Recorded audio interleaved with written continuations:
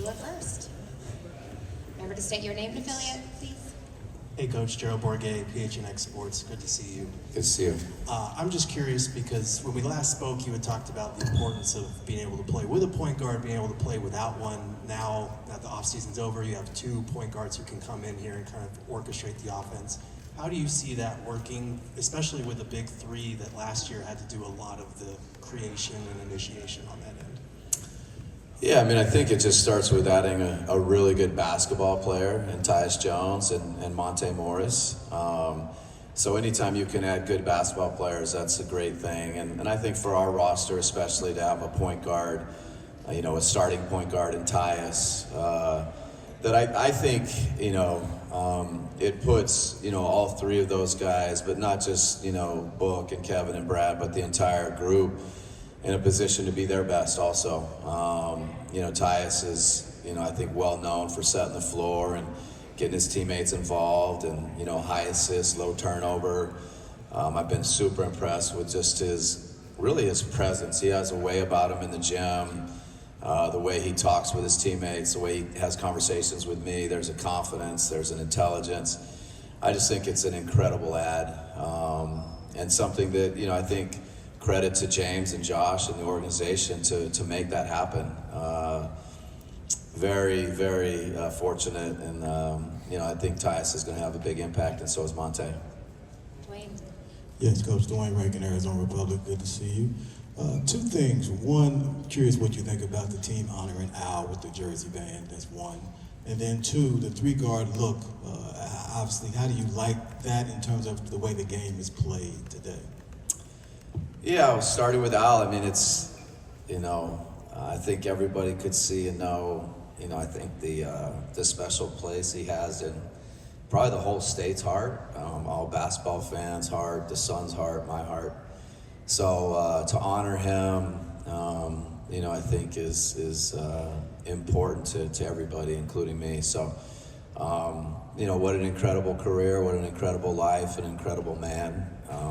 Feel fortunate to have known him just a little bit. Hopefully the way we play, the way we represent ourselves would be something that Al would be proud of. So we'll be proud to wear the patch.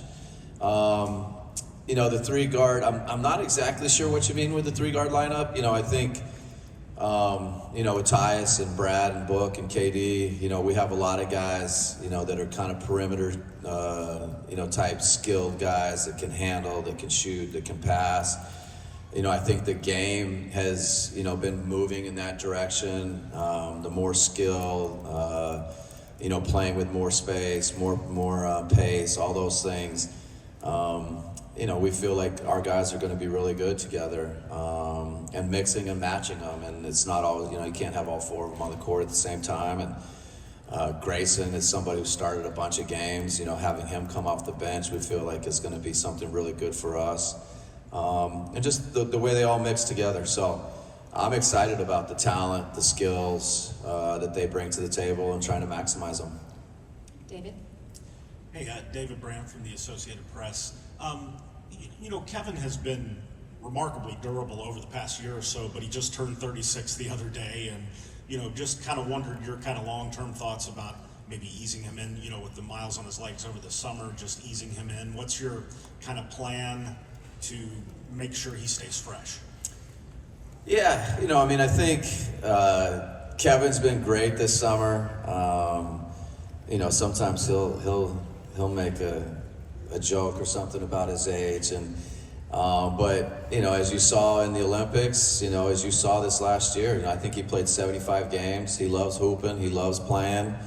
He and I have kind of started to have a conversation about how do we, ultimately there's, you want to be playing your best basketball and you want to feel great going into the playoffs. How can we be, ultra competitive from Jump Street? I don't love the word ease Kevin or ease our team or ease anybody into the season.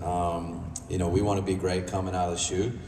And so, there's always ways to be mindful of Kevin's body. But, I would say not just Kevin, it's really the entire team. We want to take care of them physically, have them feeling good, but at the same time still be ultra competitive and put ourselves in positions to win on a day-to-day basis and be playing good basketball and feeling good going into the playoffs. Dave? Coach, Dave Burns with Arizona Sports, back here in the back. My question for you is about Nurk and whether the work that we've seen him do on social media this summer has been with deliberate intent, perhaps to be a center more in line with maybe with what works with your system. Just curious if you've seen some of those videos and if that was part of your instruction, for lack of a better word, to him in the offseason? Yeah. I'm not sure where I am in the generational thing. I'm probably just off of, I have Instagram, but I don't really know how to go to it, I don't think, or Twitter or all those things. So I have not seen the videos, but I have children that tell me about them or coaches that tell me about them. So I do know what you're talking about.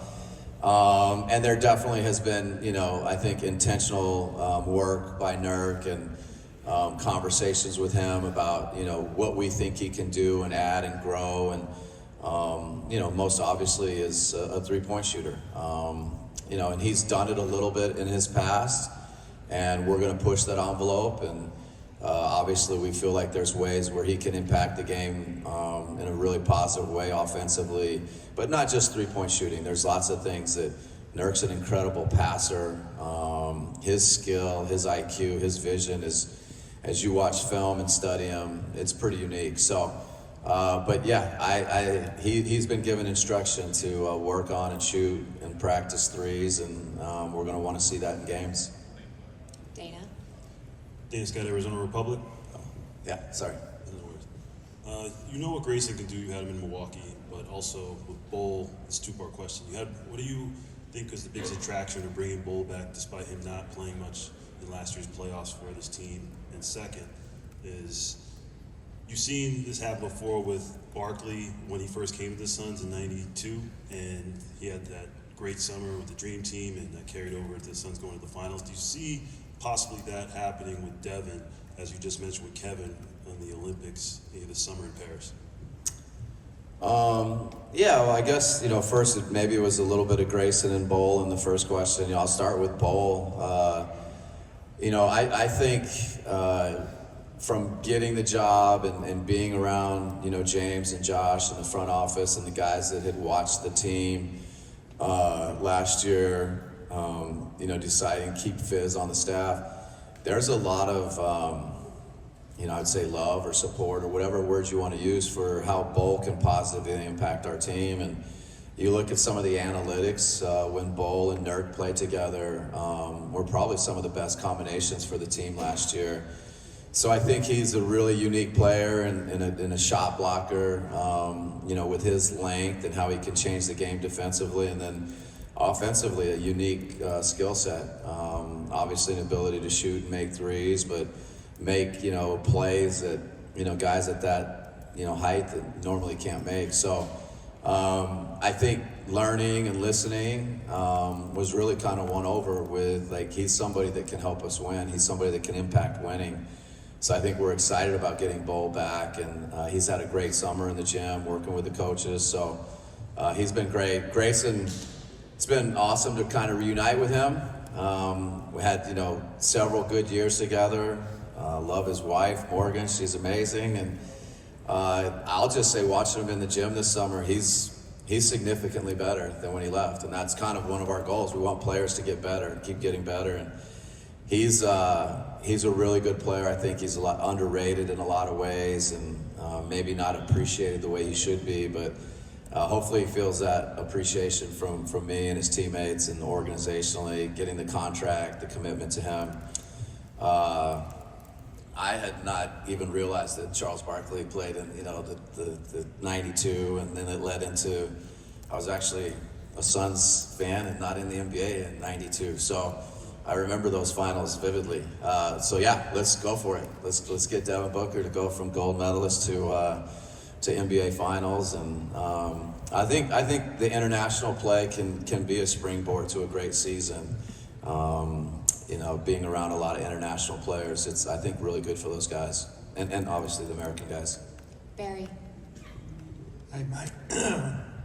Oh. Barry Bloom from Sportico. Welcome. Thank you. It's nice to have you here.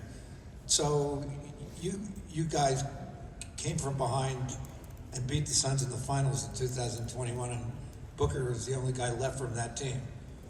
And they've had, shortened seasons of lack of expectation the last 3 years. What do you think you bring to this franchise as a coach that the last two guys didn't? Well, I have a ton of respect for all coaches, and so it's always tough to follow, people and bring a new system and things like that. But with a ton of respect for both Frank and Monty, we're going to try and instill things that, we hope are helpful to us being successful and winning in the playoffs and advancing. And, there's a competitive spirit. There's a mindset that goes into, really us just being great competitors. When you get to the playoffs, you have to compete at a really high level. You have to build those habits, starting with first practice tomorrow. And hopefully those habits that we build throughout the year will put us in a position to be successful in the playoffs. I think there's things that fit this roster. There's a style of play that fit this roster and the talent on it that we can instill and bring to the table. And the players embrace it, and we become elite and one of the top teams in the league, and compete for a championship. But it's all talk at this stage. I'm just like any other coach. I'm trying to get my team ready for practice tomorrow, get ready for games, and be the best we can, and have the best results, come playoff time. Cam, last question. Thanks, Stacey. Coach, Cameron Cox, 12 News, good to see you. You talked about it when you were introduced that this was the dream job, so what's it been like to coach your team these past couple of months and just kind of get things rolling? And then also, Matt talked about the details that you've already fixed. What are some of those that you've already changed? Yeah, it's been amazing to be back in the Valley, back in Phoenix, back in the state of Arizona, around family, friends, all that good stuff. This is the team I grew up cheering for. So. But then, that stuff kind of quickly goes into the glove compartment, or you close the door and you go in the office and, you're a coach. And I just love our roster. Our players have been fantastic this summer, the work they've put in, the effort, just really, really happy with it. And it's really about the players. So I'm excited to work with them, excited to hopefully get the best out of them.